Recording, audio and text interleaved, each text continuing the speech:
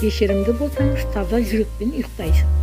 Қызғаншақ адам тез қартаяды, ал ашушаң адам тез жүдегіш келеді. Реніштен ауру пайда болады. Адам басына бақтың қонғанын білмейді, ұшқанын ғана біледі. Ашу ақылсыздықпен басталып, өкінумен аяқталады. Бақыт деген жарыңыздың адалдығы.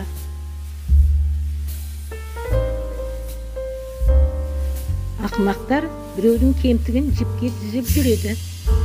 Сараң алғанына қуанады, жомарт бергеніне қуанады.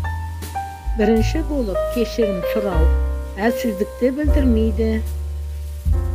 Сізге өсек айтқан адам сіз туралы да өсек айтады. Басқалардың бақытына қуанып жүретін адам бір күні өзі де бақытқа жетеді.